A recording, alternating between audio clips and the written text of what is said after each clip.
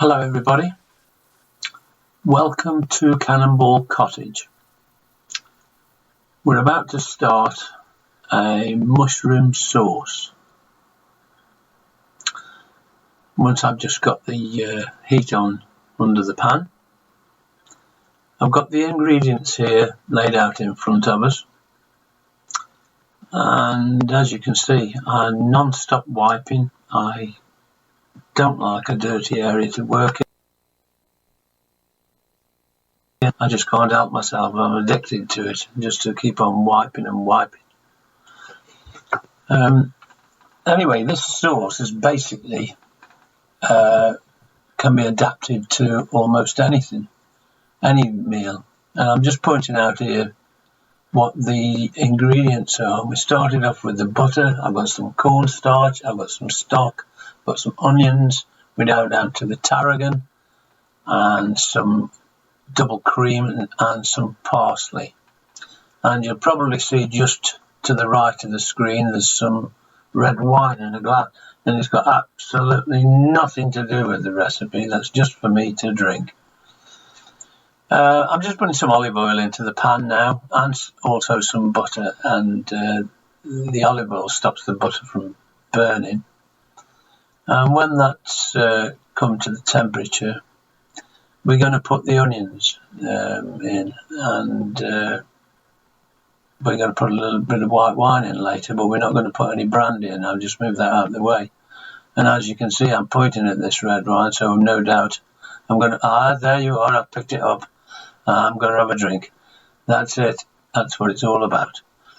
Anyway, the butter's melting, and we're now adding the red onions. They've been finely sliced. I haven't chopped them, they're just sliced. Just to add a little bit of flavour to the base of this sauce.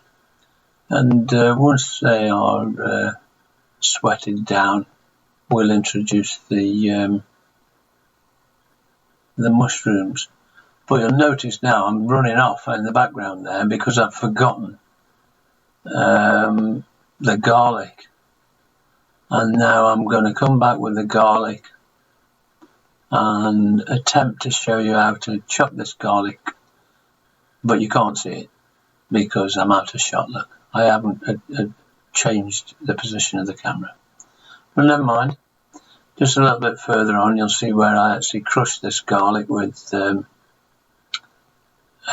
little gizmo that I call it, to actually mush up the garlic into more of a smooth consistency rather than just chopped.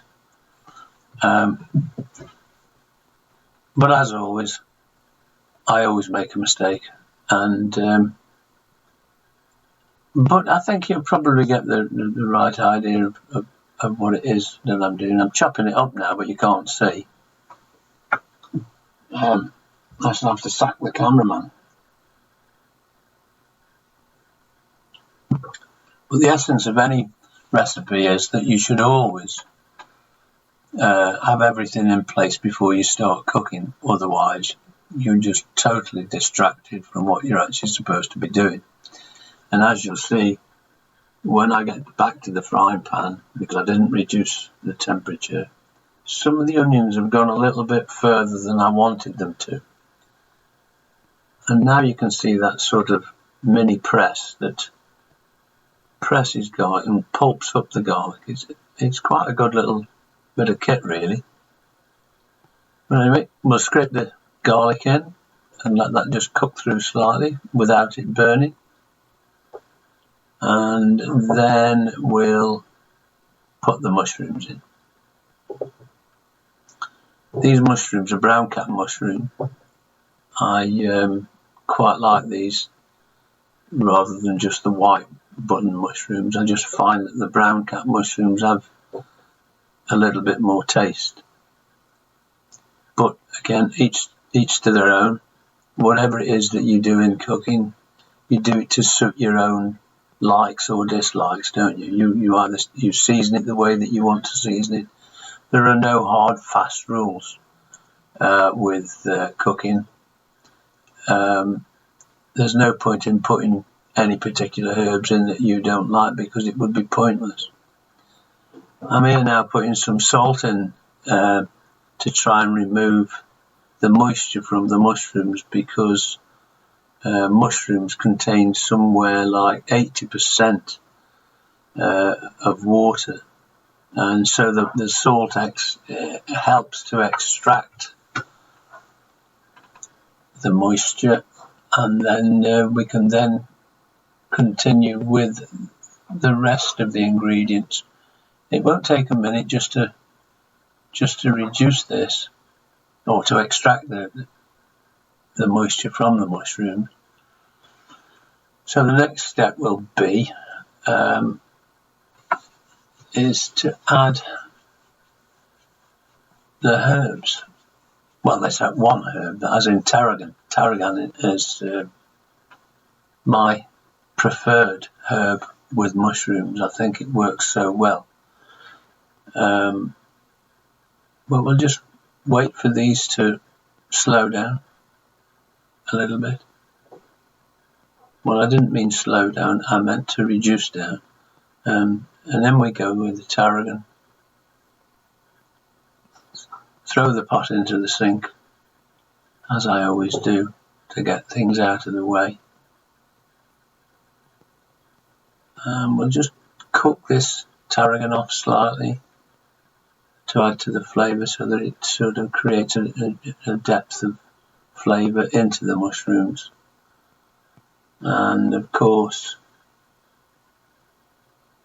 we'll now add a little bit of parsley. Again, it's not entirely necessary. You can choose your own. You may wish to put some basil in there, or oregano in there. It all depends on your personal taste. This is just a method of showing you the basics of creating your own meal. Now here we go with this stock. This is homemade chicken stock and some beef stock that I made the other day, and add that to the mushrooms and let that come to a simmer, which will reduce slightly. A little bit of white wine, not a great deal, otherwise it overpowers the sauce. Then after that, again, we'll reduce that slightly,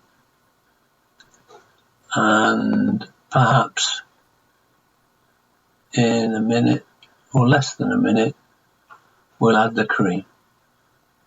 And again, you put as much cream in as you like, or as little cream in as you like. It's all, I mean, some people don't even like cream, so you sometimes perhaps you wouldn't even bother putting any cream in at all. But adding this butter also adds depth to the sauce. Once the sauce is finished, it adds that sort of sheen to it, sort of makes it a little bit shiny on top of you, whether it be fish or a portion of fish that you want to cover in a mushroom sauce, or a chicken portion, or a steak. This sauce goes with any meal, really.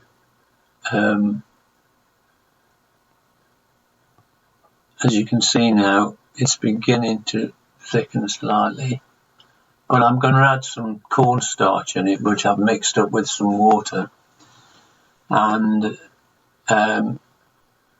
we know it is a slurry, and but before that, as you can see, I've just added the cream to give it that creaminess. Now this sauce now is quite runny. You may well prefer this sauce runny, and if you just give that a minute to reduce slightly, that'll be okay. But if you want a sauce that's more bulky and thicker, that's why I've got this cornstarch ready, just to add a little bit of substance to the sauce. I prefer it a bit thicker, I don't like this runny effect. So here it is. I'm going to add, I won't be adding all of it. I'll just mix that up just in readiness. But obviously the more you put in, the thicker it gets. And quite easy. There you can see probably just a tablespoon. And that will quickly thicken this sauce. You can see almost immediately how it thickens. And it doesn't change the actual taste. It just thickens it up, and it's quite a nice finish. So now that's just cooking off now. I'll get a plate, and again, look at me. I'm there wiping away. I hate working in a dirty or untidy environment. I have to keep things nice and tidy. And there you go. You can see now this sauce is really thickening up. And I'm now going to get a plate to put a spoonful of this sauce on a plate just to display to you exactly what it looks like. But you could actually, if you've already cooked off your steak or your chicken or your fish, you could add it back to the steak, back to the sauce, I should say, to reheat your main event, as it were. And there it is in all its glory. Look, this wonderful creamy mushroom sauce. And we'll just add it to a plate here, look, just to show you what it looks like. And there it is. And just going to sprinkle a little bit of parsley on the top of it just to make it look presentable. And there it is. Anyway, thanks for watching. This is Cannonball Cottage. If you like what you see, subscribe, give it a thumbs up and share. Thank you. Bye.